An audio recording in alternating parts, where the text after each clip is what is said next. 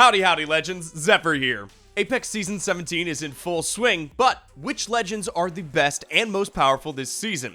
We've consulted with our pro players and Challenger Circuit competitors to answer that question. This is our second of two tier lists. This one is aimed at 3 stacked Diamond, Master, and Predator players. Though at this level, any legend is viable with the right gun skill. So, let's run through our updated Apex Legends Season 17 tier list. But before that, do you want 11,500 Apex coins to spend on this new season? Well, we're giving one lucky ProGuides subscriber Apex coins every 4 weeks this season. All you have to do is like this video and subscribe to the ProGuides Apex Legends channel. Then, click on the link in the description and sign up to ProGuides.com for just $7.99 a month. Then, comment your ProGuides username in the comment section below. We'll announce the winner at the end of the month. Lifeline is one of the legends that's been dropped down a tier in our tier list, primarily because of how aggressive teams are at the top level of Apex. Lifeline is good at what she does, of course, but at this high level, sitting in the knockdown shield to take the 1v1 or 1v2 is better than Lifeline rezzing and fighting in the open. For that reason, Lifeline just isn't really that useful, which explains why she is a super rare choice at the top level. Of course, you could just not drone res your teammates, but why then play Lifeline? Once again, Mirage is D tier. He can be useful in fights, but that's really mostly down to your individual fighting mechanics than compared to Mirage being some sort of god tier combat warlord. Moving him to the support class is nice, but it's not really that much of a game changer. And as much as a sick bamboozle can be satisfying, we all know in our heart of hearts that Mirage is not a powerful legend. Do we even have to say anything? No, we don't. What has dragged Vantage down a tier in this tier list is her Echo relocation ability is pretty mid, and will result in you taking a lot of damage if you try to use it in tight situations. Her ultimate just lacks an oomph. It can be great, but it takes so much more skill than the vast majority of ultimates in the game. Maybe Apex would be better if more legends were designed like Vantage, but for now, it leaves her in a pretty mediocre spot. In our lower tier list, we spoke about Fuse frankly being dangerous for lower skilled players to use because he can deal so much damage to himself. Obviously, well, hopefully that won't be a problem for more advanced players. However, Fuse being situational is still absolutely a major flaw. His kit excels when you have teams trapped in small spaces, and his kit relies on having access to plenty of grenades, and having the backpack space to hold on to them. Maggie's another one of those legends that can be really impactful, but only in certain situations. If you have a team pinned in one building, Maggie can be unreal. If you're fighting a Gibby or a Newcastle, Maggie can actually destroy them like they're nothing. However, Gibby and Newcastle are hardly played, and people don't tend to sit in buildings like it's ALGS, even in ranked. If the new MMR-based rank system gets sweatier and people tend to play in buildings, Maggie could be a great choice, especially on World's Edge. Newcastle really needs a Wattson to be strong, and that's why he sits in the C tier, even for advanced players. He can be countered very easily by grenades, and you really need that interceptor pylon to prevent them, Gibby ults, bang ults from getting past his kit. With Wattson, Newcastle could easily be A tier, and those two legends complement each other really well. But on their own, they have some major flaws. His passive revive is strong, but on its own, it's not enough to sneak him into the B tier. Wattson is really good at what she's good at. But even for advanced players, Wattson's skill sets aren't that strong because of how lobbies tend to play. Like Maggie, but in reverse. If the new rank system shakes out to have super sweaty endgames with 6, 7, or 8 teams alive, Wattson will be an insane pick. She enables super early rotating thanks to her interceptor pylon. The ability to poke and level up Evo shields and not waste bats and cells is great for posting up in a position early. While her fences don't do crazy damage, they're good at showing presence and deterring teams from pushing your position or even Valk ulting onto your head because they don't know you were there. Crypto is a good legend again for the sweatiest of games. However, accessing those survey beacons remotely is by far his best attribute. He suffers a bit from the way that Apex games play out. His EMP is strong, but it excels against legends like Gibby and Wattson that no one really plays. Crypto is great as a forward scout, but who needs a scout in ranked?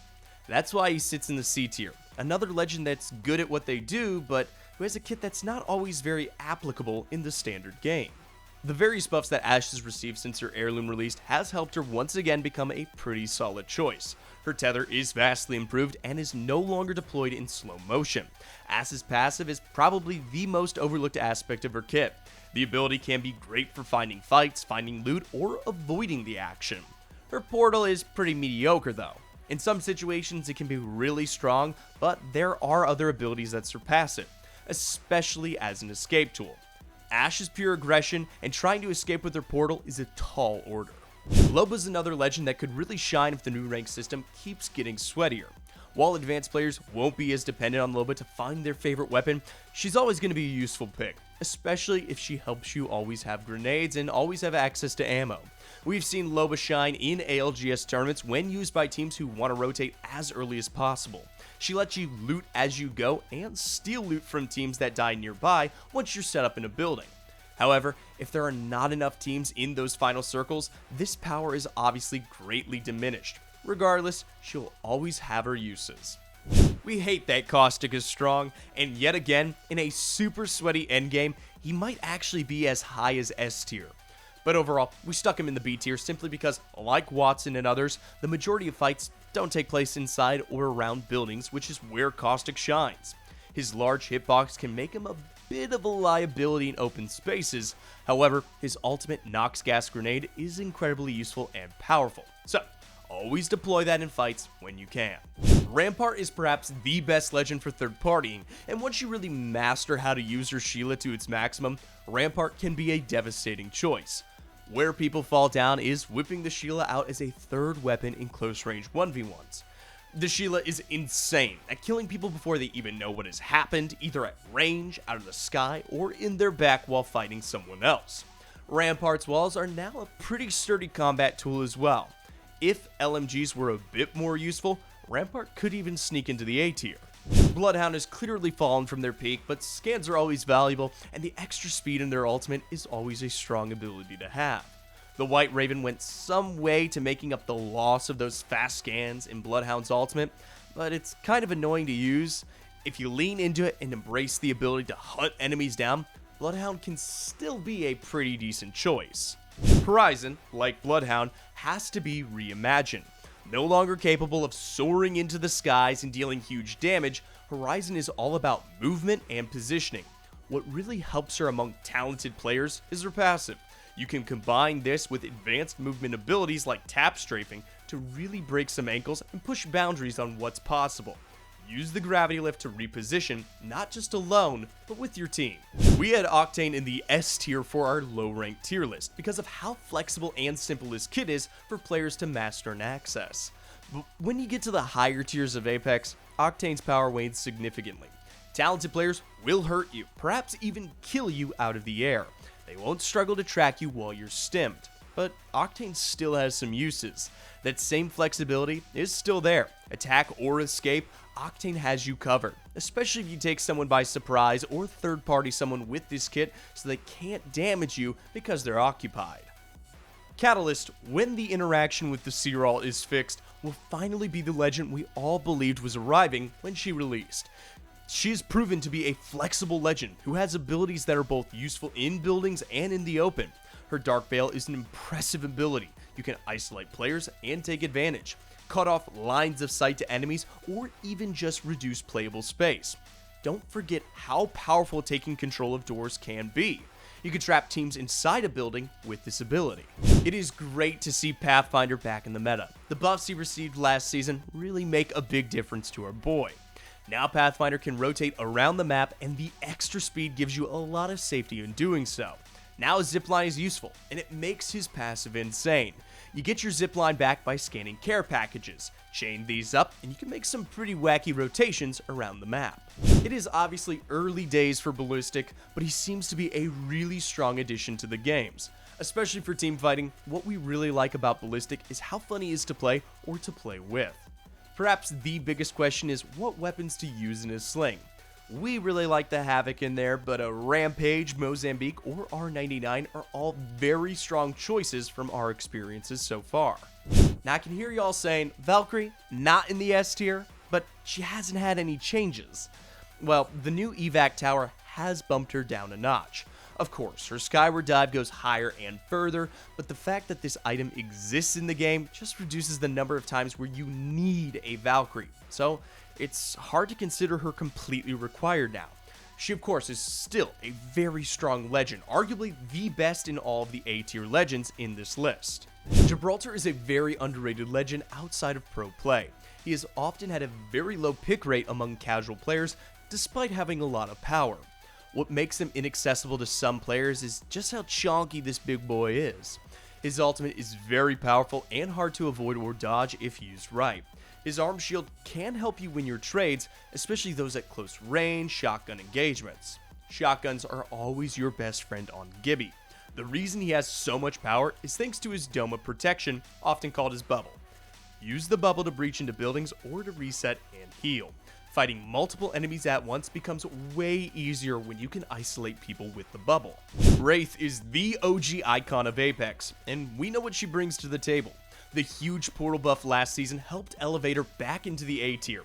Aggression is key in Apex, and all the confidence and escapability that her abilities give you really allow for maximum aggression in fights. Is there much more to say? Before we get into who the best two legends are this season, if you've identified a new legend that you want to main, but you think you need some guidance on how to master that legend, ProGuides has you covered. Led by Apex legends such as Snipedown, ProGuides has a range of resources that help you rank up this season. Why not book a session with one of our Apex Predator coaches? Or subscribe for $7.99 monthly to access a range of resources. Check out the link underneath the video and take the steps you need to excel in Apex Legends Season 17. We hate that Seer is S tier, but we can't deny it. As the skill gap between players gets smaller and smaller, the value of information increases. And who provides more information than Seer does? Canceling heals, 7-second long scans showing players' health, an ultimate that gives full scans for probably the entire fight. Seer is just, well, too good. But one legend surpasses Seer. Bangalore is the best and most well-rounded legend in Apex. She has the power of the assault class. She has smokes that can be used aggressively or defensively. Her ultimate can clear space, deny pushes, or provide cover for a hasty getaway. She really does have it all. Of course, she benefits from certain equipment, namely the Digiscope, but even without, she is a great choice and well worth your time this season. That concludes our Apex Legends Season 17 tier list. Which legends are you excited to play this season?